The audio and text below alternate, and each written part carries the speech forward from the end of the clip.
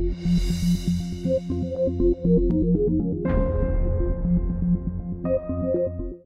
Friends, मेरा नाम है तनवीर और आप देख रहे हैं नर्डी सैम। इस वीडियो में मैं आपको बताने वाला हूं मल्टीपल सेल के डेटा को आप कैसे किसी एक सेल में मर्ज कर सकते हैं।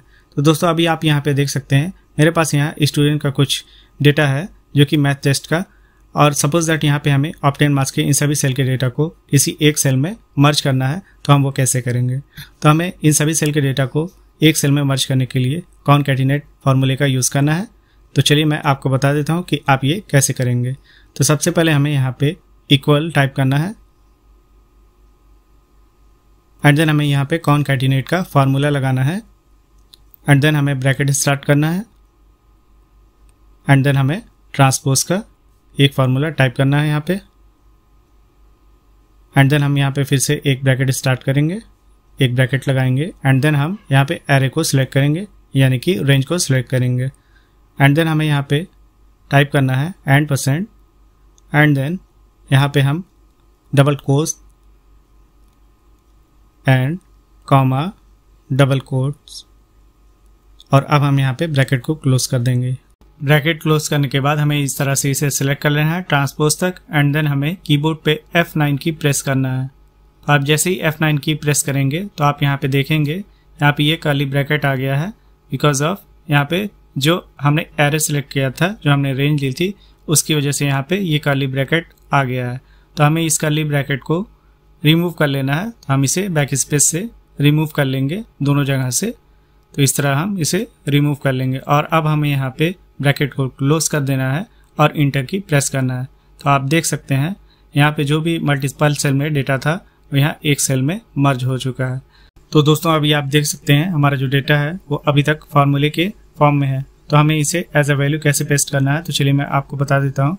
तो हमें इसे पहले सेलेक्ट कर लेना है एंड देन हमें यहाँ पे जाना है होम टैब में और यहाँ पे आपको कॉपी पे क्लिक करना है इसे कॉपी करने के लिए एंड देन हमें पेस्ट स्पेशल को ओपन करना है एंड पेस्ट एज वैल्यू पे क्लिक कर देना है। तो यहाँ पे एज अ वैल्यू यहाँ पे डेटा वो पेस्ट हो जाएगा, ये नॉर्मल फॉर्म में आ जाएगा। तो दोस्तों, अभी यहाँ पे एक क्वेश्चन ये आता है कि हम इन मल्टीपल सेल के डेटा को जस्टिफाई का यूज़ करके क्यों नहीं किसी एक सेल में मर्ज कर लेते हैं इस तरह से। तो चलिए मैं आपको जस्टिफाई का एक एग्जाम्पल दिखा देता हूँ। तो यहाँ पे मैं कुछ टेक्स्ट टाइप कर लेता हूँ। तो मैं यहाँ पे मंथ नेम ही ले लेता हूँ। तो मैं यहाँ पे लिखूँगा जैन, और इसी तरह से हम एक मंथ लिस्ट क्रिएट कर लेंगे एंड देन मैं यहाँ पे इसके कॉलम की साइज़ को इंक्रीज कर लूँगा इस तरह से। और अब हम जाएंगे यहाँ पे फिल में और जस्टिफाई पे क्लिक करेंगे। तो अभी आप देख सकते हैं जो हमारा मल्टीपल सेल में ये सारे मंथ के नेम थे, तो यहाँ पे अब एक सेल में आ गए हैं। और इसी तरह से अगर हम जस्टिफाई का यूज़ नंबर्स पे करते हैं तो यहाँ पे मैं 1 2 3 4 लिख लेता हूँ और इसे सिलेक्ट करने के बाद हमें जाना है फिल पे एंड देन हमें जस्टिफाई पे क्लिक करना है। तो अभी आप देखेंगे यहाँ पे एक एरर मैसेज आ गया है, can not justify cell containing numbers और फार्मूलाज। तो अभी आप यहाँ पे देख सकते हैं यहाँ पे ये क्लियर हो गया है कि जस्टिफाई सिर्फ टेक्स्ट पे वर्क करता है, ये किसी नंबर या फार्मूले पे आप यूज़ नहीं कर सकते हैं। तो इस तरह से आप कॉनकैटिनेट फार्मूले का यूज़ करके मल्टीपल सेल के डेटा को किसी एक सेल में मर्ज कर सकते हैं। दोस्तों, मैंने माइक्रोसॉफ्ट ऑफिस और विंडोज से रिलेटेड और भी useful long and short videos बनाई हुई है, आप चैनल पर विजिट और सब्सक्राइब करके वो भी देख सकते हैं। तो आपको मेरी ये वीडियो कैसी लगी नीचे कमेंट करना ना भूलें, और वीडियो को लाइक करें, शेयर करें और चैनल को सब्सक्राइब करना ना भूलें और बेल आइकन को प्रेस कर लें ताकि आने वाली वीडियोस आपको सबसे पहले मिल सकें। तो फिर मिलते हैं नेक्स्ट वीडियो में।